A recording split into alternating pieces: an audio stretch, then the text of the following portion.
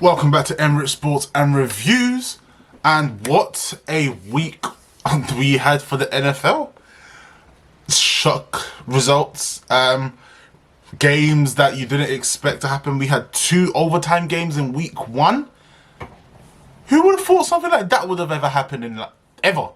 So, we are about to get into it and we are going to talk about every other game. So, please stay tuned and let's go.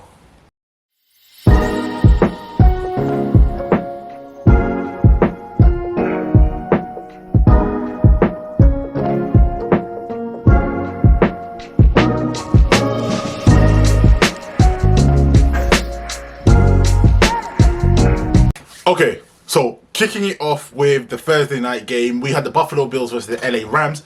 I'm sure you already know the LA Rams got whacked. They got destroyed, they got stomped on, and Josh Allen with the stiff arm.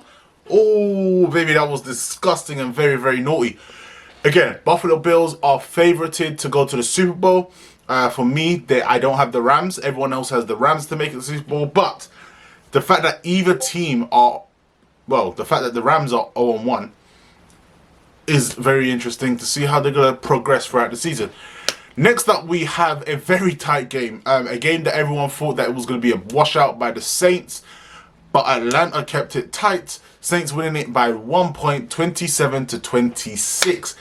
Insane. Olivier getting his first ever touchdown in the league. It was crazy, and Mariota showed out.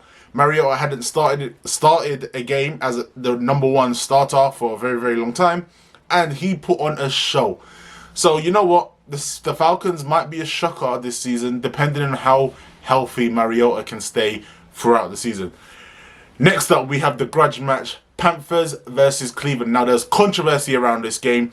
The fact that Cleveland, towards the end of the game, it was very tight. Cleveland were winning the game at halftime, and then the Panthers came back and they got the score pretty much almost leveled. Panthers ended up taking the lead 24-23, with the Cleveland Browns needed a field goal within the last couple seconds of the game to actually get the win. Now, the controversy around this game is the fact that the Cleveland Browns fake spiked it and then spiked the ball.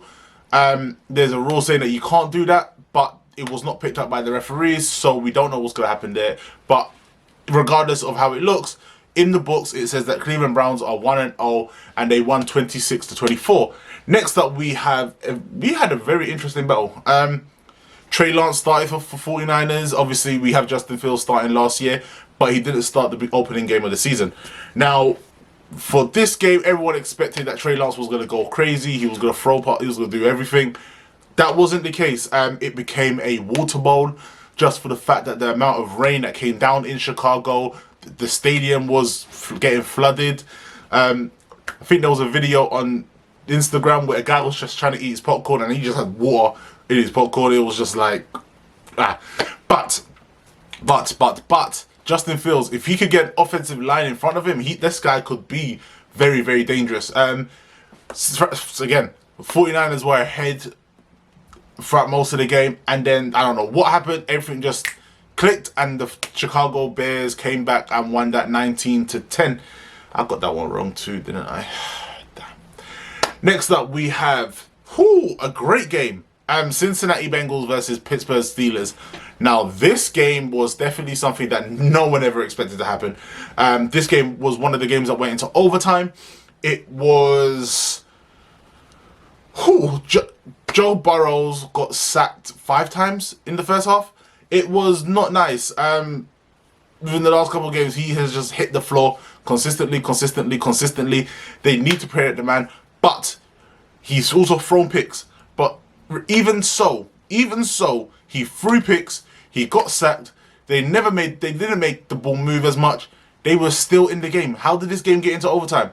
How exactly did the Bengals come back and tie the game 20-20 to the end of the game?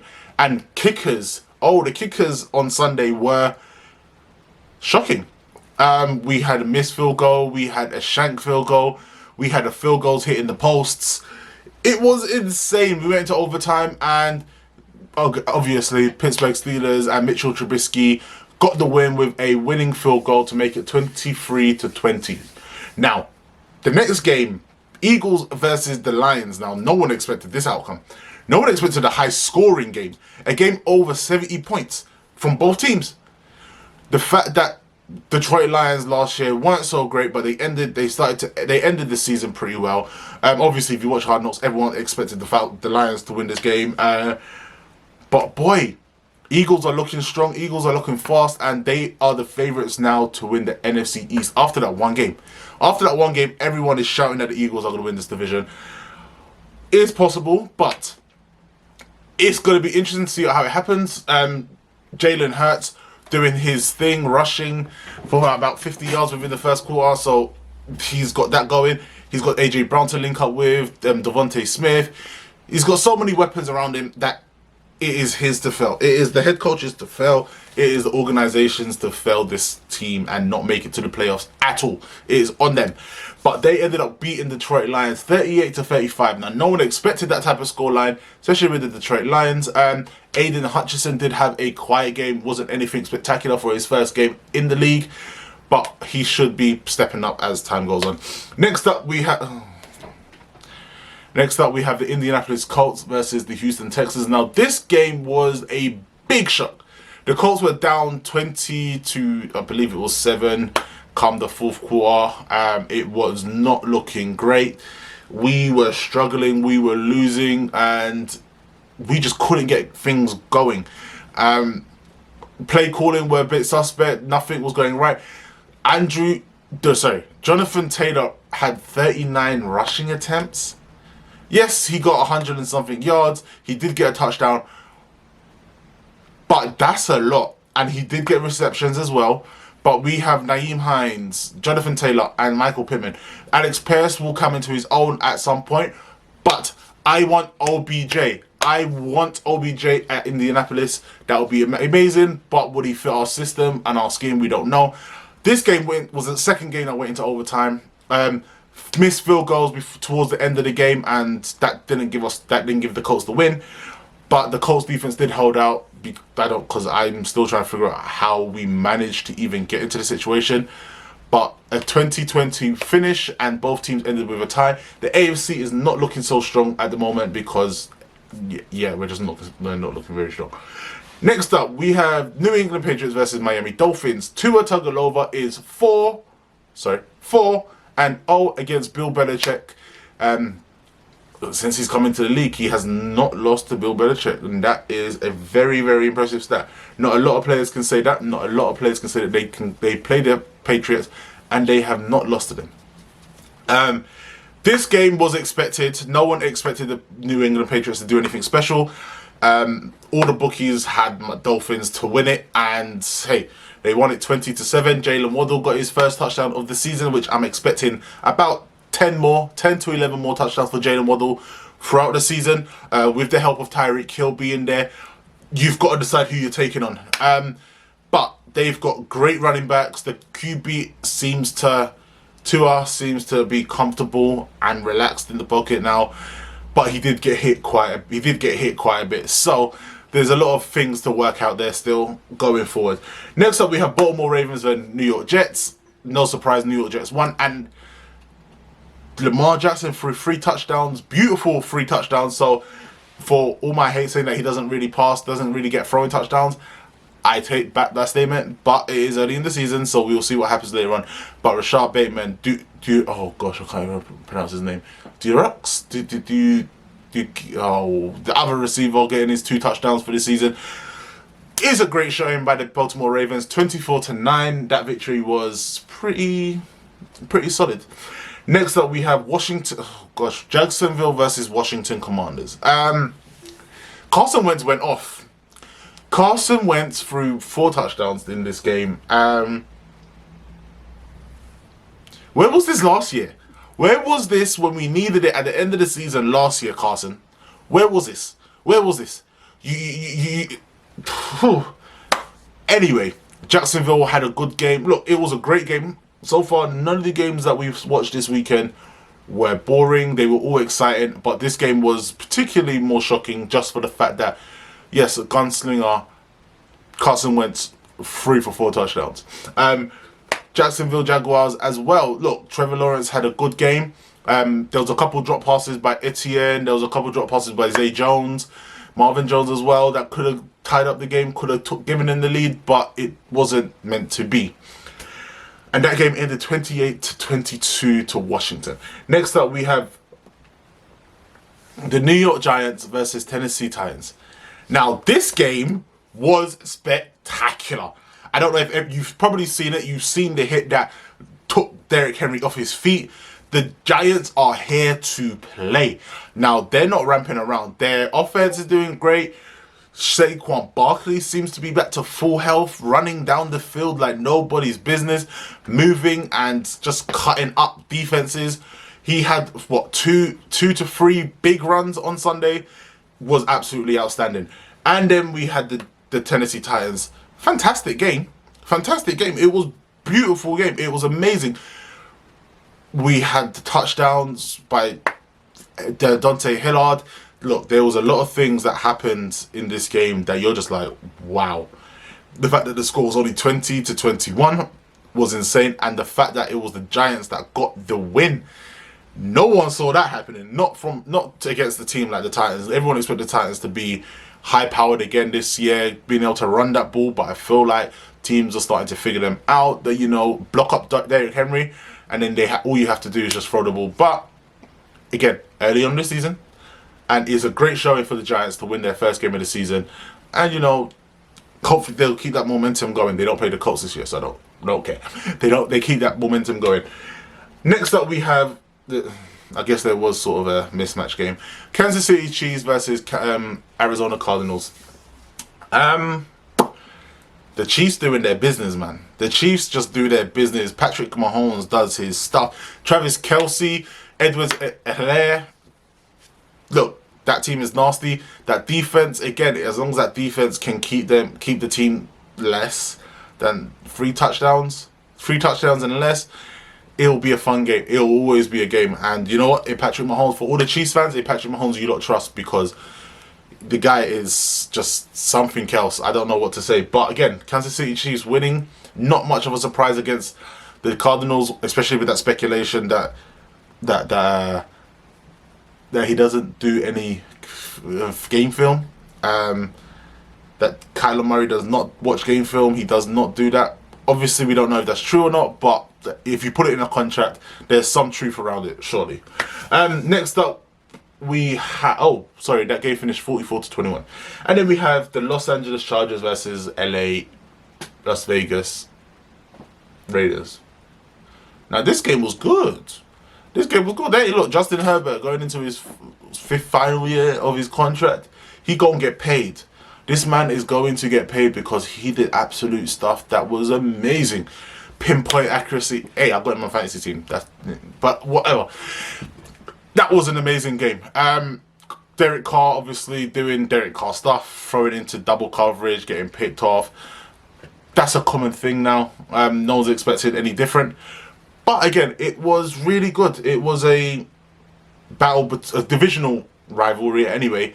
It was definitely a great battle. And again, this week we have the Chiefs versus the Chargers. Now that's going to be a fantastic game on Thursday night, which one will be watching live. But yeah, that was insane. And the Chargers came out with the win 24-19. Although there is a possible chance that Keelan Allen is injured from that game. So we don't know what his status is at this moment in time. And then we had... Oh wait, we ain't finished yet. And then we had the Minnesota Vikings versus Green Bay Packers. Now, I expected the Minnesota Vikings to win. They are sort of my projection to get to the Super Bowl, to face the Buffalo Bills. So that will be, hopefully, if that comes true. But yeah, 23-7. That Packers defense, trash. Justin Jefferson was balling. He was running around there like he was in the playground. He was doing things that you just, like, how are you open? You're wondering, how is he free? What's going on here? But yeah, the Vikings defense, offense, they are spectacular this year. They look like they're on form. They look like they're definitely ready to go to the Super Bowl. And you know what? I wouldn't put it past them. They got a great receiving core. They got a great D-line. They got a great backfield as well. So look, 23-7, especially for the season opener. Guess the Packers they started bad last year, so never counting the Packers out. But at the moment in time, if that defense does not get something going, it's going to be a very, very long season for Aaron Rodgers. Well, a short season because he'll only have 17 games. But at the same time, a very, very long season. Next up, we have the Tampa Bay Buccaneers. Oh, and that game finished 23-7. Next up, we have Tampa Bay versus Dallas. Well, the Cowboys season's over. Dak Prescott's out for 2 months. So, yeah, not really going to be surprised at how this is going to plan out. I guess they can tank naturally for a player. But again, college season's only in the second week, so we haven't really seen who the true stars are that are going to be possibly coming into the draft. So we'll see what happens. But yeah, Cowboys season, I'm not too sure. They didn't look so great. They only scored a field goal. Yes, I kind of did fall asleep during the game because it was all Tampa. And Julio Jones. Julio Jones looks like a different man. He looks healthier. He looks stronger. He looks faster. Tom Brady is going to have fun with Julio. Mike Evans, like Brait. He's got Fournette in the backfield. Tom Brady is going to have a lot of fun this season with his offensive plays. And that defense, again, is still solid. It's still strong. They haven't really lost anyone. They've added to it. 19-3. That was a great win for the Tampa Bay Buccaneers. And in the final game last night, we had Russell Wilson going back to Seattle. Russell Wilson going back to Seattle. Boy, that Seattle crowd was ruthless. Every time he got on the field, all you heard was boo, boo, boo. Yo, it was like I was at the World Cup again, and all you heard was vuvuzelas. That's what it sounded like. It was consistent, and you know what? There was a lot of bad play calling by the Denver coach.